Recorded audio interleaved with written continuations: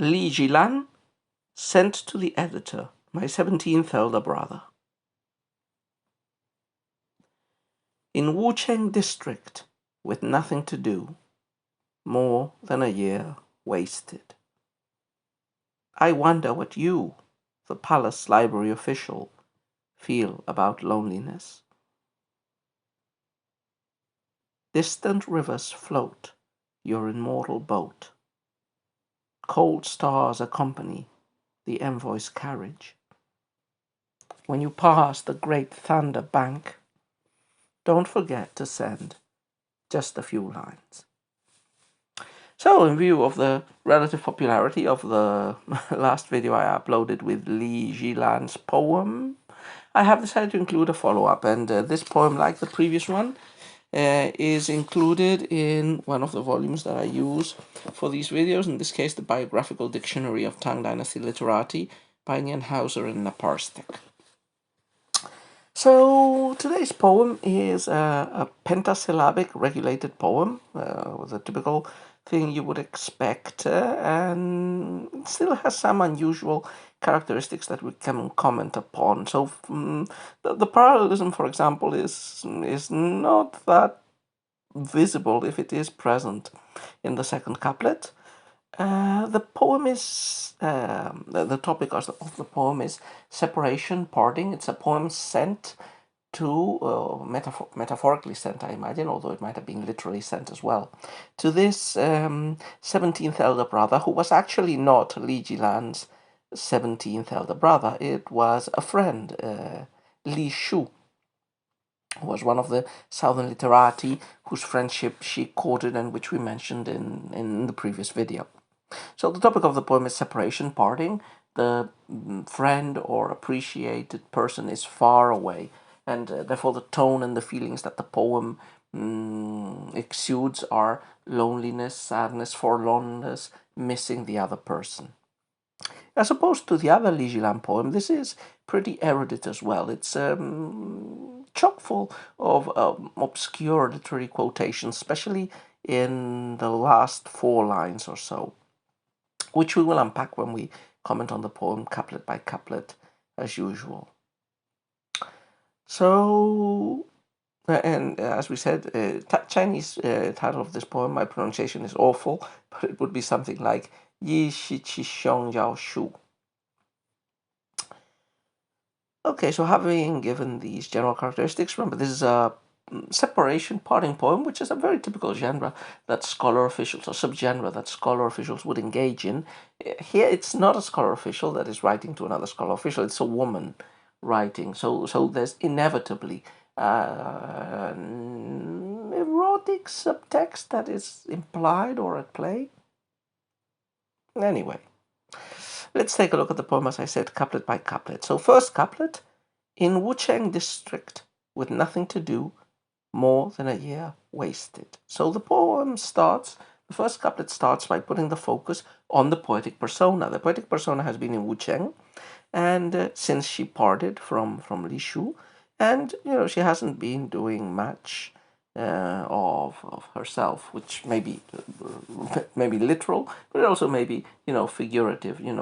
This image is already emphasizing from the very first lines how the absence of the appreciated, the loved person makes the person who stays, in this case in Wucheng, like meaningless. Nothing important has happened in my life since you've been away from me.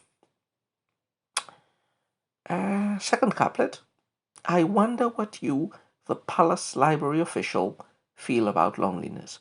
So the second couplet displaces us slightly from the poetic persona to the object of her affections.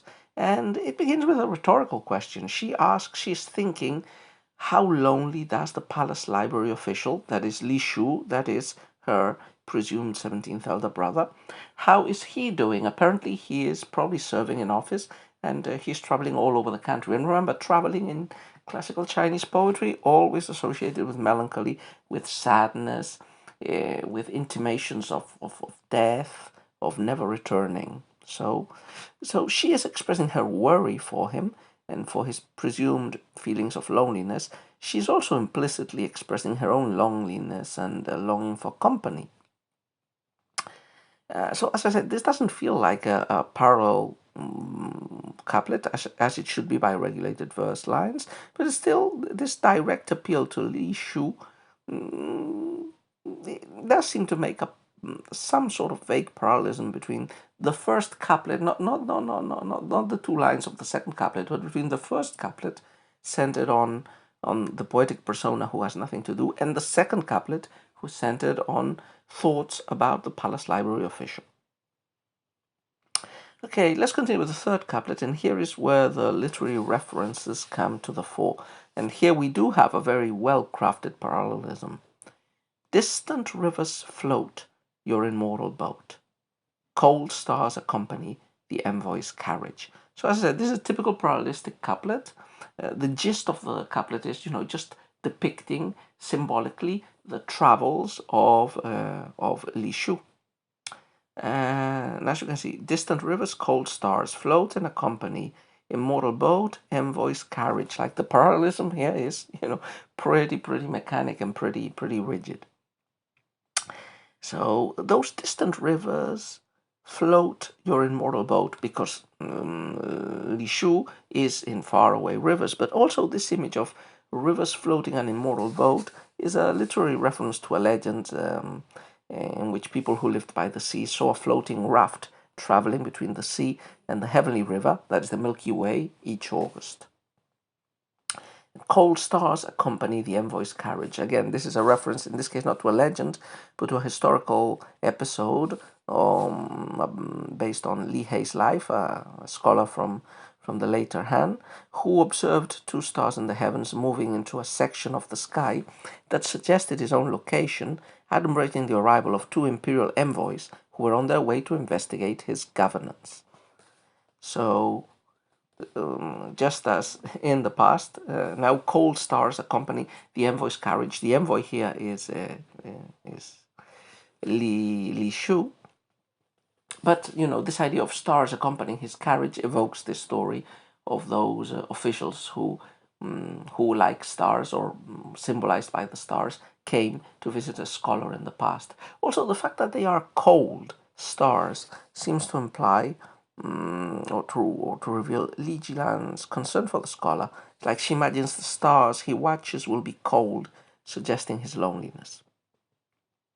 Finally, the last couplet, when you pass the great thunder bank, don't forget to send just a few lines. So the message is pretty clear. When you pass through this beautiful landscape or famous sightseeing area, don't forget to write me a few lines. But again, this is coded within the expectations of the poem, which, it's letter-like. Like, I tell you what's been happening to me, nothing. I'm thinking about the hardness and loneliness of your voyages, and I would like you to write me back. So in a way, it's a letter poem in a nutshell.